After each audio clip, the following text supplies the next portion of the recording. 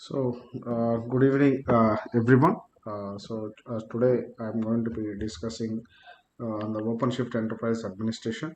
So, in this, especially what we are going to be focused on this one. And before that, let me introduce myself. Suresh. I'm working as a freelance corporate trainer, and I do trainings on Red Hat Linux, Sun Solaris, IBM AIX, Ansible, Docker, Kubernetes, OpenShift, and Azure DevOps. So these are my technologies. Since 2011 onwards, I am into the training field. Before that, I worked as a Linux administrator for ING Asia Data Center, and now I am doing as a freelance consultant also. Recently, I have done for the PayPal. Before that, I have done for the Sony, and all over India I'm moving. Sometimes I'll travel out of the country also to deliver the trainings. That's what I'm certified from the Red Hat certifications on Sun Microsystems SCSA. That's what from my side. And here, the demo, what we are going to be learn, especially in the OpenShift, in the sense, the purely here how it is the past technology it works on our server.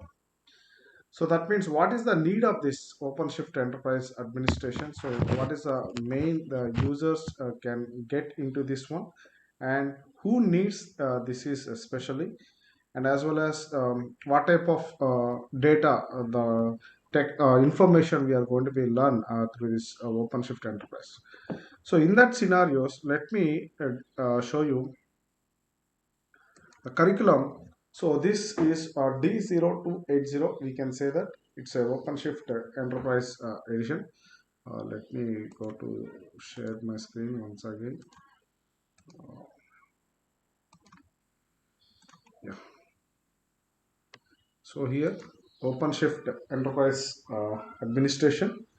So in this, especially, who needs this one? So totally, how it is? It's a past technology. So platform as I'll give you the differences. Who doesn't have the minimum knowledge on the what is SaaS and what is IaaS, and as well as past technologies. So the prerequisite for the participants, especially here, so who is already clear if you want to do the certifications, especially in the OpenShift. So those people has to be clear the basic certification of the Red Hat Certified System Administrator, and if it is Red Hat RSC is if it is there, yes, it's fine. It's you can go ahead in that. So RHCA right now it is related to the Ansible actually. So we should clear that RH294. We can say that. And for the administrators, the target audience mainly, and even for the developers also, they can able to do this type of OpenShift who wants to deploy their applications and test and that means infrastructure code. That means there's DevOps principles, whatever we have, right? Which we want to reduce the time to market and infrastructure as a code and as a continuous delivery to do that, right? So for them also, it is useful for that.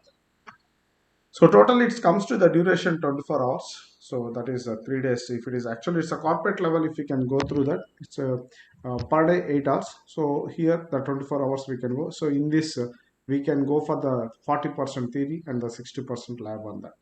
So especially in the this course outline, so we are going to be discussing the what is the Red Hat OpenShift Enterprise Edition. So what are the features of this Red Hat Enterprise Edition?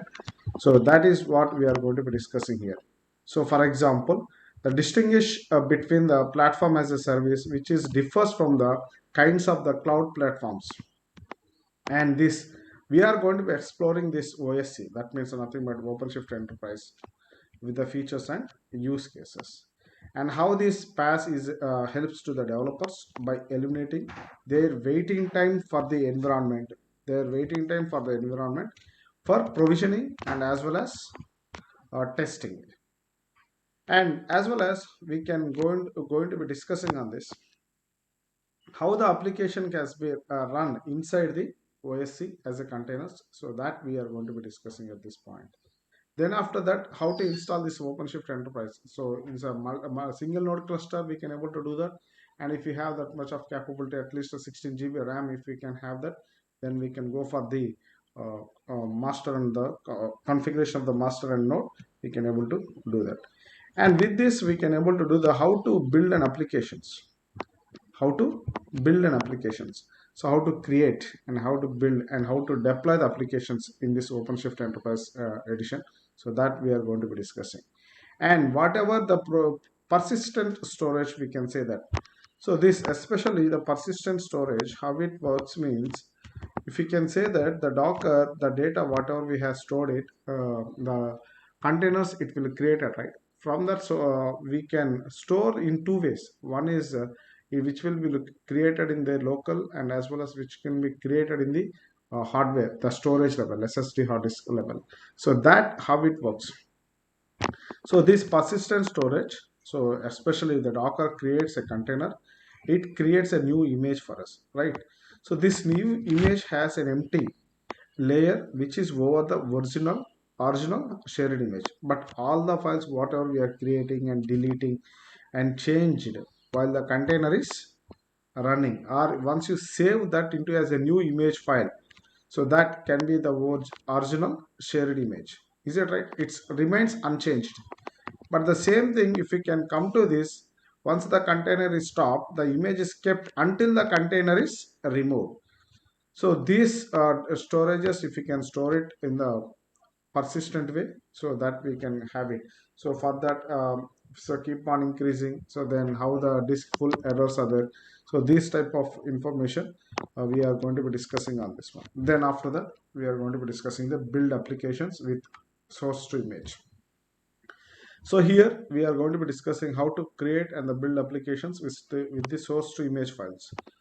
So in this source to image files, however, we can say that there will be through templates also we can able to do that. So that we are going to be discussing in this. For that we are going to do actually, especially how the developers and the system administrators can use this ordinary what are the default. We people are already know the Docker and Kubernetes. Even if you don't have the Docker and Kubernetes, we will how this Docker helps here and how the Docker will helps here, and the Kubernetes will helps here, that we will discuss it. So can use this ordinary the Docker and Kubernetes workflows with OpenShift. That is what we are going to be discussing here. But this is a requires, it requires them to know how to build a container image files, work with the registers. We know, right, in the Docker registers are there, and how we are going to be work with that type of information we are going to be discussing from the, since actually this is we have from the OpenShift Enterprise third edition onwards we have this. So that is we are going to be discussing here. So especially this S2I, that means we can say that source to image. This is a process OpenShift pull the code from the SCM repository and automatically detects what kind of a runtime and that source code needs and starts a PERT from the base image specific for that kind of runtime. So inside this pod, what happened? We started right from the image. So the inside this pod, so we have that it builds the application as the developer based on his example. Example, we can say that running a Java application with the help of Maven for the Java application. So this build is successfully it's created, and another image also is created. It's a layered applications. I'll discuss with you at the time of architecture, especially at that moment we can discuss it. So then how we are going to be uh, managing the resources. We can say that the next topic is manage the system. That is nothing but managing the OpenShift resources. That means we have the images, containers, pods, and the services, builders, templates, and others which are stored in our etcd storage. So etcd is a storage a point where we can store all the devices here. So the persistent storage, we can say that, which we have in the example in the Kubernetes also we have that. So that is also we are going to be discussing here. So etc our notifies the Kubernetes and as well as OSC controllers which own those resources about to the change. If it is changes anything, so it will give the warning to us. So those controllers can take action eventually, and as well as the cloud, it reflects to that change. So this is what example. So let's take an example on this one. How this. So if a new pod resource is created, and the Kubernetes will schedule and start the pod on some node, right? So we started, and we have multiple nodes are there, and some particular node it is added. So using this PERT resources to determine which image to use and which post to expose and so on. So all these we can have these resources. So that is what how we are managing this one. Then as well as after managing this OpenShift resources, then after that how we are going to be customizing the OpenShift enterprise. So based on your requirements, for example, the kernel related and the network related, we have to do changes something. So we know that Docker network is very simple. So how it creates a virtual kernel bridge and connects each container and network interface to it. Same as like the Docker itself does not provide a way to allow a pod from one host to another host, which is connected to a pod from to the another host. So in these scenarios, how this need changes here. So how we are going to be customized based on our requirement. That is what we are going to be discussing. At the end, we can go for the review of the OpenShift, what we have learned and all those things. So in this, especially, I want to discuss with you in this one. So the cloud service models, whatever we have, right? So these cloud service models, if you can see that, so there is infrastructure as a service and the platform as a service and as well as the software based as a service. If you can see here, we have the applications, and these are infrastructure as a services. We have the developers and as well as system administrators have to provide an OS installation, the configuration, and together any runtimes and the library files which are required by the application. Is it right? But they are responsible for to keeping us those all these are updated, and as well as the server hardening, the OS and the runtime. These are all like to be physical servers on or on your premises virtualization. These type of things, whatever we have that. Coming to the one, the other end, we have the SaaS actually. So this SaaS, what it does, software as a service, just like a Salesforce, how the users have no control on any other software configurations. Just they just run the application and as whatever they provided, and that application has the own management and the front end. So just however you're using the accessing and the rights and everything that we can able to do the with the help of same organization. But there is another one in between. If you can see that, there is a PaaS technology. This is pre-configured operating system, and it is a runtime on which users can deploy their own applications. These good PaaS would go to the beyond the basic of web server and application server and as well as web framework to provide the databases to us, and how is the messaging, business process, the management and the enterprise integration patterns. So among all other middleware services, we can say that. So traditionally, PaaS offers to tend to be very restrictive on the runtime available, which is offer little customization for this. That is only resources, little customization only we have done. So that is what the previous whenever I discussed to the curriculum on that. So that OpenShift, what happened here, it imposes the virtually with no restrictions. That is a main what we can say, the OpenShift. So this, what are the main features of this? The PaaS technology, if you can see that, which allows building a private PaaS cloud infrastructure. So one of the part of the large OpenShift product family actually. So this large product family,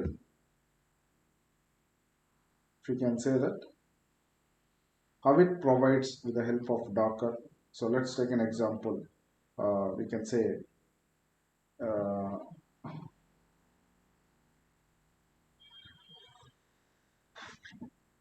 Docker directly, the bare metal server and how the evaluation of this IT world. So in the bare metal server, only if you can say the through paint,